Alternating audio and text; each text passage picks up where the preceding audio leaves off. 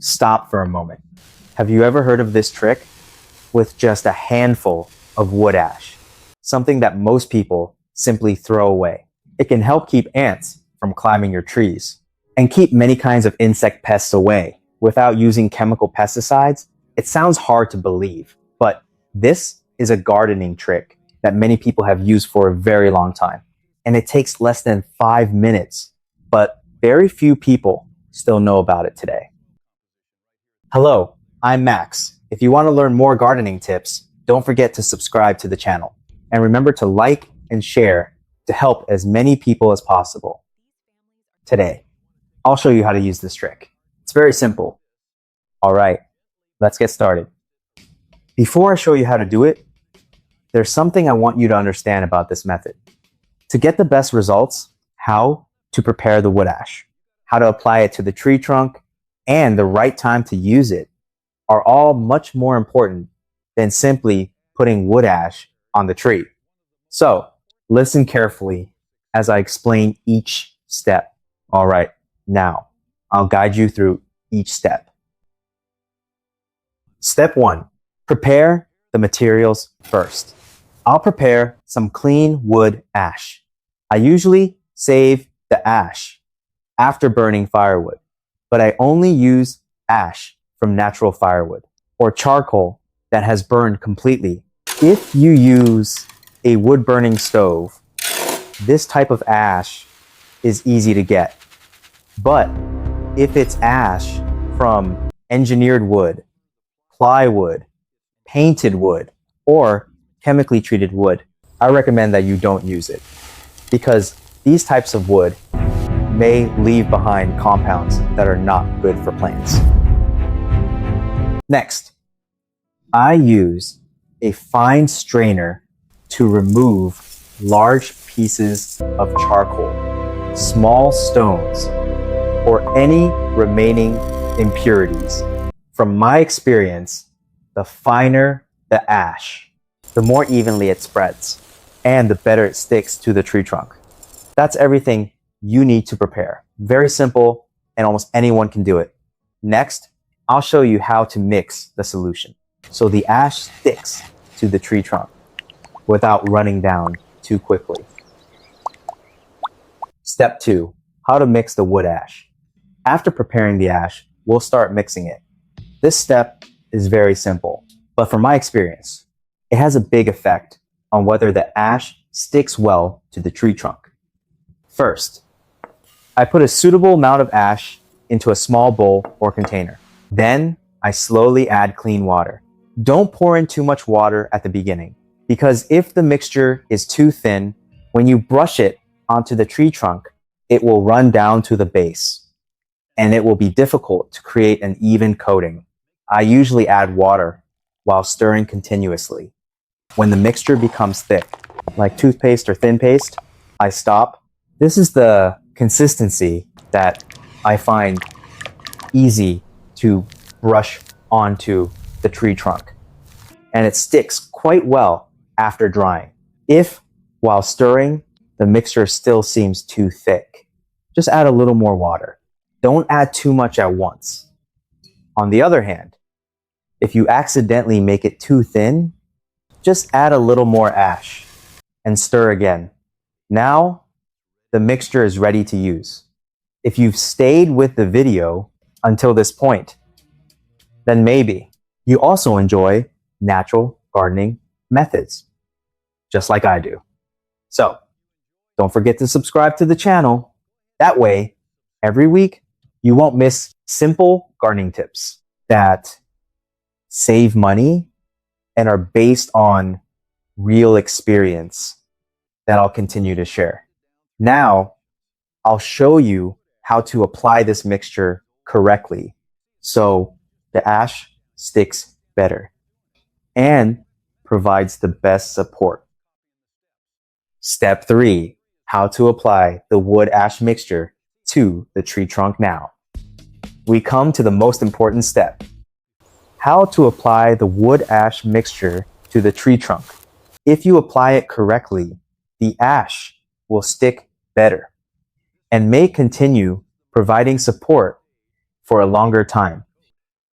Before applying it, I usually spend about 1 minute looking at the base of the tree. If the trunk has a lot of dirt, mud, moss, or thick peeling bark, I gently wipe it with a dry cloth or clean it with a soft brush. You don't need to scrub hard. The trunk only needs to be clean enough so the ash can stick more evenly. Next, I use a small paintbrush or a soft brush.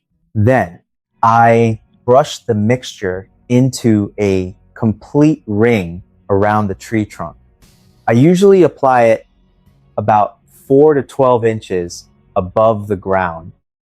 This is the area where ants usually have to pass when climbing from the ground into the tree canopy. You only need to apply a moderate layer. There's no need to make it too thick because a thick layer takes longer to dry and is more likely to peel off in pieces. From my experience, an even coating covering the entire circumference of the trunk usually works better than applying it unevenly. After applying it, let the ash dry naturally. If it's about to rain, I usually wait until the weather is dry before applying it because rain can wash the ash away and you'll have to apply it again. Also, look around the tree. If there are low branches touching the ground or branches touching another tree, ants can still use those paths without climbing over the ash-coated trunk. In that case, you should trim or remove those contact points so the method works better. And there's one thing I always want to remind you. Don't think of wood ash as the only solution. If your tree is heavily infested with aphids or other insect pests, you should still inspect it regularly and use other appropriate management methods.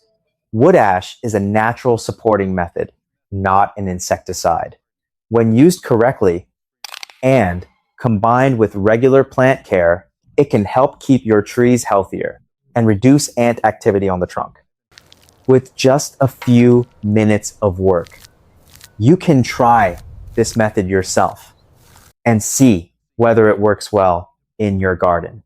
So, why does this method work at this point? You're probably asking, why can just a layer of wood ash help reduce ants climbing your trees? At first, I thought wood ash could repel or kill ants. But after learning more about it, I realized that's not the main reason. In fact, wood ash is not an insecticide, and it cannot completely eliminate ants or insect pests. What many gardeners have noticed is that when the ash is dry, it forms a loose, fine surface that many ants don't like to walk across. As a result, their path from the ground to the tree canopy may be reduced. But what's even more interesting is the relationship between ants and aphids. You may not know this. Ants are very attracted to the sweet honeydew produced by aphids and mealybugs. In return, ants protect these pests from natural predators such as ladybugs and lacewings. They may even carry aphids to new shoots on the same tree so they can continue multiplying. When the number of ants decreases, aphids lose that protection. At that point, natural predators can control the aphids more easily. That's why many gardeners find that. After reducing the number of ants, aphid problems also improve. In my opinion, this is the most valuable part of this method. It does not replace pesticides, and it's not a miracle solution.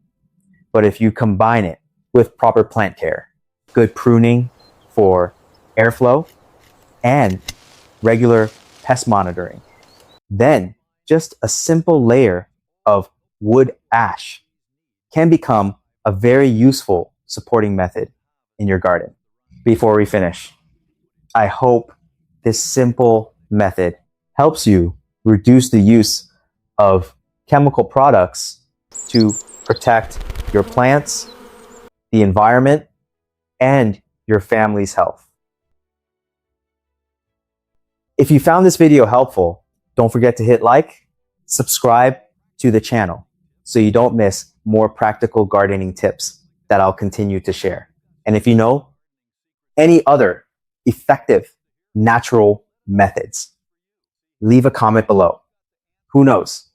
Your experience might help many other people. Thank you for watching. I'll see you in the next video.